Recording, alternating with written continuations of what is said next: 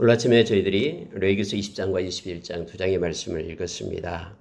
여러분 20장에서는 하나님께서 너무나 강경하고 또 무서운 모습의 하나님을 만나게 됩니다. 하나님께서는 반드시 죽여라 라는 내용의 죄악에 대해서 언급을 합니다. 그리고 21장에 가면은 22장과 더불어서 제사장이 갖춰야 될 또 행해야 될 삶의 모습을 성경은 기록해 두고 있습니다. 몇 가지 말씀을 나누고 우리가 기도하는 시간을 갖도록 하겠습니다. 여러분 20장에서 반드시 죽어야 될 죄에 대해서 하나님은 말씀해 주는데요. 가장 먼저 나오는 게 자녀를 몰래에게 주는 그러한 사람들, 그들은 반드시 하나님 앞에 돌로 쳐서 죽이라라고 얘기합니다. 여러분 어제 새벽에도 잠깐 말씀을 나눴습니다만은 이 몰렉이라는 신은 암몬 자손이 섬기는 주신입니다. 마치 머리가 그들에게는 이제 몰렉이라는 황소 머리를 가지고 있죠. 그리고 이렇게 손을 앞으로 내밀어서 청동으로 만들었던 그런 우상입니다. 그 사이에다가 아이를 이렇게 바칩니다. 양쪽에는 불이 타오르게 해가지고 인신제사를 드리는 거죠. 근데 그들은 어떤 그런 풍속이 있었냐면은 아이 중에 똑똑한 한 명을 바치면 그때 당시 아이들이 많이 죽었잖아요. 바치면은 나머지 아이들은 건강하고 그것 때문에 신에게 바쳐진 그것 때문에 똑똑하고 복을 받는다. 이런 이상한 풍속이 있었습니다. 근데 이것이 심지어 여러분 이스라엘 백성에게까지 이것이 왔음을 우리는 너무나 역사적으로 잘 알고 있습니다. 왕이 자기 아들을 제사로 드린 적도 있었잖아요. 근데 하나님은 이걸 너무너무나 싫어합니다. 그래서 반드시 죽여야 될 그러한 죄를 기억할 때 바로 자신의 그러한 자녀를 인신제사로 그런 우상에게 바치는 그러한 것에 대해서 하나님께서는 그렇게 말씀하는데요. 이렇게 말합니다. 2절에 보니까는 2절 하반절에요. 이스라엘의 거류하는 거류민이든지 이스라엘 자손이든지 거류민이든지 그의 자식을 몰렉에게 주면 반드시 죽이되 그 지방 사람이 돌로 칠 것이요. 자, 3절이 보십시오. 나도 하나님이 말합니다. 나도 그 사람에게 진노하여 그를 그의 백성 중에서 끊으리니 이는 그가 자기 자식을 몰렉에게 주어서 내 성소를 더럽히고 내 성화를 욕되게 하였습니다. 라고 말합니다. 하나님의 백성이 하나님의 성소를 더럽혔다라고 얘기합니다. 물론 여러분 몰렉은 하나님의 그런 성막에 있는 또 성전에 있는 그런 신이 아니죠. 근데도 하나님께서는 너희가 내 성소를 더럽혔다라고 얘기하는 거예요. 그리고 여러분 여기 보니까 내 성화를 욕되게 했다. 하나님의 이름을 욕되게 했다라는 거예요. 왜요? 그들이 하나님의 백성이면서 하나님이 가증스럽게 여기는 그 일을 행하면은 그는 내 성소를 더럽힌, 다시 말하면은 하나님께 예배하는 자가 참 예배자가 아니고 다른 하나님이 아닌 다른 것을 대상으로 예배했기 때문에 너는 성소를 더럽힌 자다라고 말하는 거예요. 그리고 하나님의 이름을 욕되게 했다라고 말합니다. 그런데 그에 대해서 하나님께서 직접 3절에서요. 나도 그 사람에게 진노하여 그를 그의 백성 중에서 끊으리니 라고 말합니다. 이게 하나님의 방법이에요. 그러니까 하나님의 방법은 사람이 앞에서 막 돌로 치고 반드시 죽이고 하는 것은 이제 하나님께서 사람들에게 이스라엘 백성이 명령한 방법이고요. 또 하나는요. 이렇게 우상 숭배하는 이들은 하나님께서 은밀한 하나님의 방법에 의해서 그를 백성 중에서 끊어내겠다라는 거예요. 하나님께서는 하나님의 방법으로 일하시고요. 그렇게 오늘날도 동일하게 하나님은 통치하시고 간섭하시는 하나님이심을 우리는 압니다. 근데 문제는 뭐냐면은 이 몰렉에게 아이를 주는 거예요. 이게 문제입니다. 여러분 오늘날도 얼마나 많은 그러한 부모들이 그 자녀를 세상 몰렉한테 맡기고 있습니까? 하나님의 영광을 위하여 하나님이 우리에게 주신 그리고 기도하며 그들을 말씀으로 양육해라고 준 그런 자녀들을 우리는 세상의 가치와 그런 세상의 그런 풍속 가운데 우리의 자녀들을 내어줍니다. 그래서 오히려 하나님의 말씀을 공부하고 하나님께 예배하기를 가르치기는커녕 세상의 학문을 쫓아서 좀 더 좋은 곳을 향하여 풍족하게 살게 하기 위하여 그들을 내몰아요. 어린 아이 때부터요. 하나님께서는 특별히 하나님을 믿는 하나님의 백성의 자녀들이 어떻게 해야 됨을 우리로 하여금 알게 합니다. 우리는 힘써 자녀를 위하여 기도하고 그들을 존중하며 하나님의 뜻 가운데 양육해야 됨을 성경은 말해주고 있습니다. 하나님을 경외하기를 먼저 가르쳐야 되는데 우리 자신들이 그렇게 못했음을 우리는 고백하고 하나님 앞에 회개하기를 원합니다. 여러분, 두 번째로 나오는 게 뭐냐면 6절을 보십시오. 신접한 자와 박수무당을 음란하게 따르는 자에게는 내가 진노하여 그를 그의 백성 중에서 끊으리니 라고 말하고 있죠. 두 번째 반드시 죽여야 될 게 뭐냐면 접신한 자와 박수무당을 음란하게 따르는 자, 이거예요. 다시 말하면 하나님의 자리에 다른 것을 세우는 겁니다. 하나님의 말씀을 따르는 것이 하나님의 백성인데, 그런데 이 말씀 대신에 신접한 자의 귀신의 소리를 듣고요, 박수무당을 음란하게 따른다라는 것은요, 이렇게 그가 정욕적으로 열정을 다해서 육신의 정욕을 가지고 따른다라는 거예요. 열심을 내서 따른다라는 거죠. 하나님께서는 이것을 반드시 죽여야 될 자로 말하고 있는 것입니다. 여기서는 나오지 않습니다만 다 27절 보시기 바랍니다. 20장 27절 보면은 남자나 여자가 접신하거나 박수무당이 되거든 반드시 죽일지니 곧 돌로 그를 치라 그들의 피가 자기들에게로 돌아가리라 하면서 이렇게 무당이 되거나 박수무당이 되거나 신접한 자가 되면 그도 없애일 뿐만 아니라 그를 찾아가서 그의 말을 듣는 이들도 역시 하나님께서는 저주하고 있음을 보게 됩니다. 그리고 반드시 그들은 다음에 부끄러움과 수치를 당하게 됨을 성경은 우리로 하여금 말해주고 있습니다. 여러분, 오늘날도 하나님이 아닌 다른 교훈을 쫓는 이들이 있습니다. 우리가 디모데후서 4장 2절부터 4절의 말씀을 보면은 점점점 세상은요, 이제는 많은 교훈을 자기들을 유익하게 한다라고 생각하는 일만의 스승을 두고요, 많은 교훈을 쫓아 행하는 거예요. 하나님의 말씀을 버리고 세상의 것을 위하여 쫓아가요. 여러분, 요즘에요, 무슨 인문학 강인이 무슨 강인이 해가지고 무슨 명사가 뭐 말한다 그러면 막 수천 명이 모여요. 가지고 하나님의 말씀을 읽고 나누고 하는 데는 모이지 않지만 그것을 뭐 쫓아가는 거예요. 그럼에도 불구하고 성경은 우리에게 말합니다. 그러나 너는 세상을 쫓는 것이 아니라 세상이 그렇다고 해도 너희는 전도자의 일을 하라 하면서 디모데에게 바울사도는 그렇게 말하고 있는 것이죠. 전도자의 일이 뭡니까? 하나님의 말씀을 그래도 전해라라는 거예요. 한 생명이라도 생명의 말씀 듣고 돌아와 주께 이르러 진리를 따르는 자들을 세워지도록 너는 그 일을 해라라고 말하고 있습니다. 자기의 길을 시원하게 해줄 그러한 스승을 쫓아가는 이러한 세대에 성경은 너는 말씀을 들고 외치고 말씀을 붙잡고 살아갈 것을 우리에게 요청하고 있습니다. 우리가 히브리서 13장에서 보면은 저번에 제가 말씀드렸죠. 13가지가 있다 했죠. 하나님의 백성들이 살아가야 될. 그 중에 여러분 이렇게 말합니다. 다른 교훈에 마음을 뺏기지 말라라고 말합니다. 다른 교훈이 너의 마음을 훔쳐가지 않도록 마음을 두지 말라. 너의 마음은 은혜로 굳건하게 함이 아름답다라고 우리에게 말합니다. 마음을 하나님의 은혜로 굳건하게 해서 하나님을 찬양하고 우리가 말씀을 따라 선한 일을 할 것을 성경은 요청해 주고 있음을 보게 됩니다. 특히 앞으로 세상에 눈앞에 나타나는 여러 가지 현상과 상황이 우리의 마음을 훔쳐가게끔 막 악한 자들은 그렇게 미혹할 겁니다. 데살로니가 후서 2장에서 성경 우리에게 가르쳐주죠. 그러나 우리 가운데 진리, 알레떼이야, 이 진리의 사랑이 마음 가운데 없다 그러면 모두가 다 미혹을 받아 무너지게 됨을 성경 우리에게 가르쳐줍니다.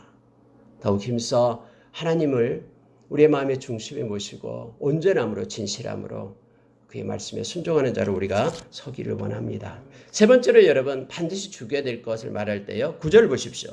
만일 누구든지 자기의 아버지나 어머니를 저주하는 자는 반드시 죽일지니 그가 자기의 아버지나 어머니를 저주하였은즉 그의 피가 자기에게로 돌아가리라. 그래서 여러분 부모를 저주한다라는 것은요. 성경이 어제 새벽에도 말씀을 나눴습니다마는 부모를 공경하고 또 머리 센 그들을 앞에서 우리가 일어서고 그분을 공경하는 것, 이것이 하나님을 경외함이다라고 우리에게 가르쳐주죠. 그래서 여러분 철저하게 기독교는요 효의 종교입니다. 이 땅에 살아계신 부모님을 눈에 보이는 그 부모님을 사랑하고 그렇게 경외하며 존중할 것을 성경은 요청해 주고 있습니다. 부모를 저주하고 또 자기 마음에 맞지 않는다고 자기에게 유익을 주지 않는다고 또는 때로는 자기보다도 못 배웠다고 아니면 좀 더 자기에게 어떤 여러 가지 것들을 다른 사람은 자기에게 그렇게 자기 다른 자녀들에게 그렇게 많은 유산도 물려주고 뭐 하고 하는데 막 부모에 대해서 비난하고 저주하게 될 때요. 하나님은 너무너무 싫어하십니다. 심지어 여러분 우리가 마음속이라도 그렇게 생각하면 안 되는 거 우리는 잘 알고 있죠. 하나님 우리의 중심을 보기 때문에요. 그래서 반드시 그를 죽이라라고 얘기합니다. 그러나 반대로 하나님은 약속해 준 것이 있습니다. 우리가 십계명에서 그렇게 말씀해 줬듯이 부모를 공경하라라고 가장 먼저 그것을 우리에게 하나님은 인간의 관계 속에서 그걸 요청합니다. 이웃사랑을 얘기할 때에 가장 먼저 부모의 공경을 얘기하고 있으면 보기는 그러면은 이건 약속 있는 계명이다라고 우리에게 가르쳐주면서 그가 땅에서 잘 될 것이다. 이것은 하나님께서 간섭해 주겠다라는 약속임을 우리에게 말합니다. 그래서 우리는 자녀들에게 하나님의 말씀을 가르치면서 부모의 효도하고 공경할 것을 우리는 가르쳐야 됨을 성경은 말해주고 있습니다. 특히 여러분 우리가 구약의 말씀을 들을 때에 하나님께서 우리에게 그렇게 말하죠. 너희는 하나님 경외하기를 배우라 라고 말합니다. 그리고 하나님 경외하기를 가르치라 라고 말하죠. 하나님을 경외하는 자에게 주어지는 복은 이루 말할 수가 없습니다. 특히 그 중에 가장 하나님께서 너무나 좋아서 친밀함을 주겠다라고 말합니다. 인생을 지도하고 친밀함을 주고 나의 평안을 너에게 주겠다라고 시편 25편에서 우리에게 말씀해 주고 있죠. 즉 하나님의 경외함이 부모를 공경하는 데 있음을 또 성경 우리에게 가르쳐 줍니다. 우리가 힘써 이걸 위하여 기도하고 자녀들을 위한 교육 또 부모를 공경하게끔 하는 그러한 때에 우리가 교육으로 가르치며 나가기를 원합니다. 부모를 저주하는 자는 반드시 죽여라라고 성경은 말해주고 있습니다. 여러분 10절에 보시기 바랍니다. 네 번째로 여러분 하나님 그토록 싫어하는 게 뭐냐면요. 누구든지 남의 아내와 간음하는 자고 그의 이웃의 아내와 간음하는 자는 그 간부와 음부를 반드시 죽일지니라 하면서 이제 그 내용이 너무나 많아요. 쭉 10절부터 계속돼서 나오죠. 20절까지 계속 숙부와 숙모와 동침하며까지 나오고 있습니다. 반드시 죽일 것이라고 얘기합니다. 왜 하나님께서 이렇게 강력하게 이렇게 음란한 것에 대해서 말하고 있을까요? 어제 새벽에도 말씀을 나눴듯이 23절에 보면 이렇게 됩니다. 너희는 내가 너희 앞에 쫓아내는 족속의 풍속을 따르지 말라. 그들이 이 모든 일을 행함으로 내가 그들을 가증히 여기노라. 라고 하나님은 말씀합니다. 이런 모든 죄악들이 그 가나안 땅에서 실제 일어나고 있고 모든 죄악의 도가지 속에 그들이 있었음을 성경은 우리에게 말해주고 있는 거예요. 여러분 20장에서는 이처럼 네 가지 것을 말하면서 반드시 죽여라라고 말하고 있습니다. 자기 자녀를 몰래에게 주는 자 그리고 하나님의 자리 하나님의 말씀을 버리고 신접한 자라 무당의 말을 듣는 자 그리고 무당이 되는 자 그들은 죽여라 라고 말하고요. 부모에게 부모를 저주하는 자 죽여라. 그리고 하나님의 가정 속에 있는 그러한 음란한 그러한 가증스러운 일을 행하는 자 반드시 죽여라 라고 말합니다. 여러분 오늘날 이렇게 된다고 해서 죽여라라는 것은 아니죠. 그만큼 하나님의 마음을 말씀 가운데 우리에게 주십니다. 그래서 이와 같은 건 하나님이 너무나 싫어하고 가증스럽게 여기는 거기 때문에 너희는 이러한 죄를 짓지 말 것을 성경은 말해주고 있습니다. 특히 여러분 21절에 한번 보십시오.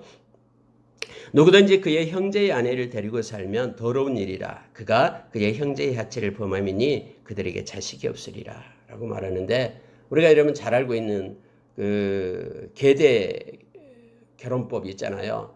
만약에 우리가 예수님 당시에도 그 사두개인들이 예수님께 와서 이렇게 반문했던 얘기 있잖아요. 7명의 형제가 있었는데 다 자식이 없어서 죽었다.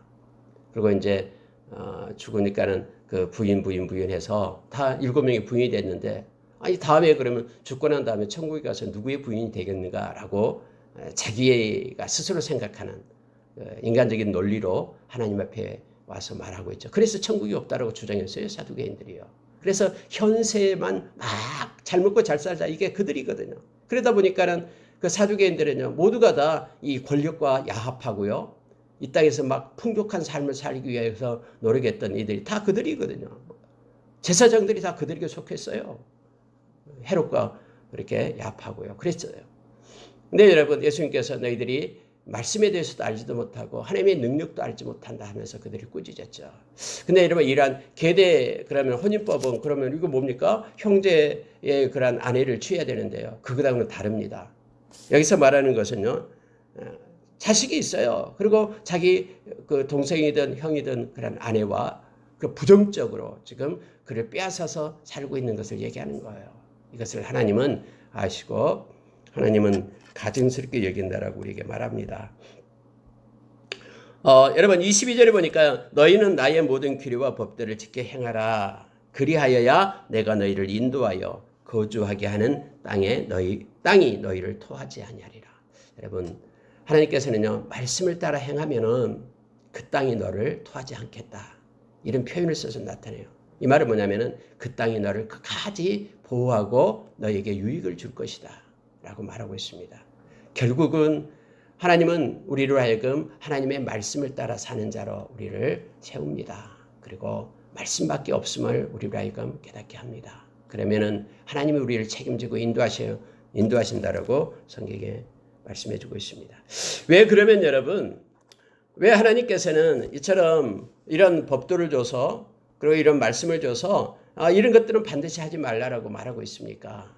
바로 거룩 때문에 그렇습니다. 오늘 여러분 성경을 보면요. 자, 24절 하반절에 한번 보십시오. 나는 너희를 만민 중에서 구별한 너희의 하나님 여호와니라. 하나님께서는 구별했다라고 얘기합니다. 이 구별이 곧 카도시라는 거룩을 얘기하고 있는 것이죠. 하나님이 너희는 나의 말을 따라 사는 자로 세상의 풍속을 따라 사는 자가 아니라 너희는 내가 그렇게 구별했다라고 말합니다. 그러니 너희는 나의 말을 따라 말씀을 따라 사는 자로 살아라라고 얘기합니다. 에레미야서 31장 31절에서 32절 33절에서 우리 주님께서는 이제는 새 언약 백성을 세우겠다라고 말씀하셨죠. 그런데 새 언약 백성은 언제나 그 기준이 뭐냐면은 마음에 하나님의 법을 가지고 사는 자를 얘기합니다. 물론 신약에 와서도 동일하게 얘기합니다. 하나님의 뜻을 행하는 자, 하나님의 말씀을 따라 살아가는 자를 성경은 새 언약 백성, 하나님의 백성된 사람임을, 새 사람임을 우리에게 가르쳐주고 있습니다. 예수님께서도 우리에게 말씀했죠. 많은 마태복음 12장 50절에서 많은 그 제자들도 있고 사람들에게 말씀을 전하다가 예수님의 그러한 어머니와 동생들이 왔을 때 사람들이 예수님한테 와서 당신의 어머니와 동생들이 왔다라고 얘기할 때 예수님께서는 누가 내 어머니고 내 동생이냐 이들을 보라 하면서 하나님의 뜻대로 행하는 이들이 나의 어머니고 나의 동생들이다. 나의 형제들이다라고 얘기하죠. 하나님의 가족을 얘기하는 거예요. 근데 다른 성경에서는 하나님의 뜻대로 행하는 자 이것을 하나님의 말씀을 따라 행하는 자로 표현을 합니다. 결국은 하나님의 말씀을 가지고 살아가는 자, 그가 새 언약 백성이고 다시 말하면 하나님의 가족이고 천국의 소유한 백성임을 우리로 하여금 알게 합니다. 25절에서도 역시 하나님이 정했던 것, 정함과 부정함 이것에 대해서 짐승과 새 이것을 구별하라라고 얘기합니다. 26절에 보시기 바랍니다. 너희는 나에게 거룩할지어다. 이는 나 여호와가 거룩하고 내가 또 너희를 나의 소유로 삼으려고 너희를 만민 중에서 구별하였음이니라 라고 말합니다. 만민 중에서 우리를 택해서 구별한 하나님의 그 이유가 뭐냐면은 하나님의 것, 하나님의 소유된 백성 되게 하기 위하여 그렇게 우리를 구별했다라고 말합니다. 그러니 너희는 나에게 거룩을 보이라 라고 말합니다.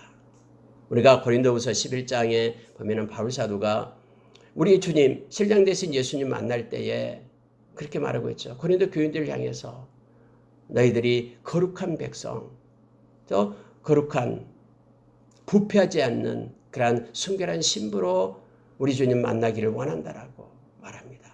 이를 위하여 바울 사도가 힘쓴다라고 말하고 있죠. 이 땅에서 우리가 거룩한 하나님의 백성으로 우리가 서기를 원합니다. 순결한 신부로 서기를 원하는데요. 우리는 예수님의 보혈을 힘입고 늘 회개함으로 우리의 이 옷 두루마기를 빠는 자로 주님의 보혈에 빠는 자로 우리가 서기를 원해서 거룩하고 깨끗한 하나님의 백성으로 서기를 원합니다. 요한계시록에 그 복 있는 자를 얘기할 때 6가지를 얘기하죠. 그 중에 마지막이 바로 그거죠. 이 예수님의 어린 양의 피에 이 두루마기를 빠는 자가 복이 있다라고 우리에게 말해주고 있습니다.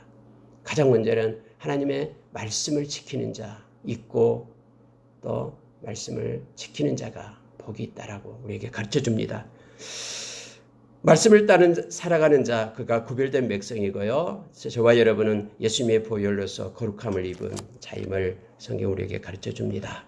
여러분 21장에 가면 이제 이 제사장들이 지켜야 될 규례가 있습니다. 21장, 22장에서 쭉 해서 나오고 있는데요. 몇 가지 나누고 기도하겠습니다. 하나님은 특별히 제사장에게 관심이 있습니다. 그리고 더 엄격합니다.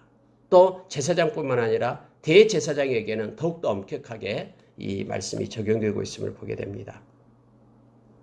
자, 여러분 4절을 한번 보시기 바랍니다. 21장 4절을 보면은요. 제사장은 그의 백성의 어른인즉 자신을 더럽혀 속되게 하지 말지니라. 제사장들은 머리털을 깎아 대머리 같게 하지 말며 자기의 수염 양쪽을 깎지 말며 살을 베지 말며 그들의 하나님께 대하여 거룩하고 그들의 하나님의 이름을 욕되게 하지 말 것이며 그들은 여호와의 화제 곧 그들의 하나님의 음식을 드리는 자인즉 거룩할 것이라 해서 하나님의 백성들보다도 이 제사장들이 훨씬 더 거룩의 기준이 더 세미합니다. 그리고 더 거룩할 것을 말해주고 있습니다. 왜냐하면 제사장들은 백성들을 향하여 하나님의 그러한 성품을 나타내주고 있는 상징적인 것이거든요. 우리가 여러분 이 땅에 살아갈 때 우리가 거룩한 삶, 정직하고 올곧은 삶을 살아갈 때 그것이 하나님에 대한 영광이고 기쁨입니다. 우리 주님께서는 산상수훈에서 말했죠. 마태복음 5장 13절에서 너희는 세상의 빛이다라고 말합니다. 그리고 너희들의 선한 일을 사람들에게 알려서 많은 사람들이 너희로 하여금 하나님께 너희를 보고 하나님께 영광을 돌리게 하라라고 말합니다. 오늘날 하나님의 백성들이 교회의 빛은 많이 됩니다. 교회에서는 선한 일 많이 하고 또 착하고 막 그런 일 합니다. 그런데 세상에 나가서는 세상 사람들과 동일하게 그렇게 살아가는 똑같이 거짓말하고 똑같이 탈세하고 똑같이 남들이 그러는데 하면서 나타내는 것을 보게 됩니다. 그럴 때 여러분 성경은 우리로 하여금 세상의 빛이라고 했는데 우리가 세상에 빛된 그런 모습으로 살아가지 못하는 것을 우리가 알게 됩니다. 여러분 우리가 잘 아는 요한복음 8장 12절에서 예수님께서는 세상의 빛이다라고 먼저 말씀하시죠. 그리고 나를 따르는 자는 어둠에 거하지 않고 생명의 빛을 얻게 될 것이다 라고 말하면서 그 생명의 빛을 가진 하나님의 백성은 에베소서 5장에 보니까요. 저와 여러분은 빛의 자녀라고 말하면서 그들이 삶 가운데 행해야 될 것이 있죠. 빛의 열매를 맺어야 되는데 그것이 모든 착함과 의로움과 진실함이 있다라고 우리에게 가르칩니다. 세상에서 세상의 빛으로 우리가 모든 착함과 의로움과 진실한 그러한 정직한 삶을 살아서 하나님께 영광 돌리는 빛의 자녀의 모습이 우리 가운데 있기를 원합니다. 제사장들이 이처럼요 머리를 깎지 말고 대머리 되게 하지 말고 수염도 깎지 말고 양쪽 수염 밀지 살도 베지 말고 이와 같은 것들은 뭐냐면요 그때 당시에 그런 가난 족속들이 행하고 있는 그러한 모습들이에요. 그들의 풍속이에요. 특히 그들의 사제들이 막 그렇게 몸을 베면서 막 그들의 신에게 막 그렇게 섬기고 막 했거든요. 우리는 너무나 잘 알잖아요. 그런데 그와 같은 것을 하나님은 구별시켰어요. 너희는 그런 풍속을 따르는 자가 아니라 나에게 속하여서 나에게 예배하는 자다라고 특별히 하나님께서는 구별하고 있음을 보게 됩니다. 이방 풍속을 따르지 말라라는 거예요. 특히 여러분 여기서 결혼할 때도 역시 마찬가지고요. 부정한 창녀나 이혼당한 여인을 취하지 말라라고 말하고요. 뿐만 아니라 여러분 8절 한번 보시기 바랍니다. 너는 그를 거룩히 여기라. 그는 내 하나님의 음식을 드림이니라. 너는 그를 거룩히 여기라. 너희를 거룩하게 하는 나 여호와는 거룩함이니라. 해서 백성들도 역시 제사장을 거룩하게 여기고요. 또 스스로 이렇게 하나님께 예배하는 수종드는 자로서 거룩함을 가지고 살 것을 우리에게 말하고 있습니다. 오늘날 저와 여러분이 제사장이라는 거 우리는 너무나 잘 압니다. 이 땅에서 하나님께 예배하는 자로 섰기 때문에 우리가 올곧고 정직한 거룩한 모습, 세상의 풍속을 따라 사는 자들이 아니라 하나님의 말씀을 따라 사는 자들로 우리가 특별히 세워져야 됨을 알게 합니다. 10절에 보니까요, 대제사장은 좀 다릅니다. 더욱더 대제사장은 어떻게 말하고 있냐면 거룩을 더 말하고 있는데요. 자, 11절 보십시오. 어떤 시체든지 가까이 하지 말지니 그의 부모로 말미암아서도 더러워지게 하지 말며 그 성소에서 나오지 말며 그의 하나님의 성소를 속되게 하지 말라. 이는 하나님께서 성별하신 관유가 그 위에 있음이니라. 나는 여호와이니라. 여러분, 제사장들은요, 다른 시체에 손을 댈 수가 없었습니다. 근데 부모나 가족에 대한 시체는 손을 댈 수가 있었어요. 근데 대제사장 중에서 대제사장은 부모의 시신이라도 손을 댈 수가 없었습니다. 아니, 어떻게 그럴 수가 있습니까? 라고 우리가 말할 수도 있겠습니다만 그렇게 하나님이 정했어요. 대제사장은 일반 제사장보다 더욱 엄격한 이런 성결의 규례가 적용되었습니다. 왜냐하면은 이 대제사장은요, 이 부정을 입을 경우에요. 대제사장이 만약에 더럽혀지고 이 부정을 입을 경우에는 대제사장을 위하여 속죄할 그 어떤 것도 세상에 없기 때문에 그래요. 대제사장이 어떠한 세상의 것들로부터 이제 부정을 입었다라고 할 때는 누군가가 속죄제를 드려야 되잖아요. 그런데 이 대제사장을 위해서는 드릴 수 있는 사람이 없기 때문에 대제사장은 부모의 시신이라도 그 대제사장 복을 입고 또 그 성막의 안에 있을 때는 나올 수가 없었습니다. 여러분, 왜 이렇게 제사장에 대해서 이렇게 쭉 기록을 하고 있습니까? 예수 그리스도가 흠없는 우리의 대제사장 되심을 성경 우리에게 말해주고 있습니다. 예수님은요, 절대로 흠이 없어요. 그래서 흠없는 그분이 우리의 죄가 되었다라고 성경 말해주고 있죠. 지금 이 모든 제사장, 대제사장의 이 모습들이요, 행하는 일들이 예수 그리스도의 실제 되신 예수 그리스도의 그림자의 모습으로 나타나며 동시에 우리도 역시 제사장의 직분을 가진 자로서 하나님께 거룩한 자로 세워져야 됨을 동시에 말하고 있음을 보게 됩니다.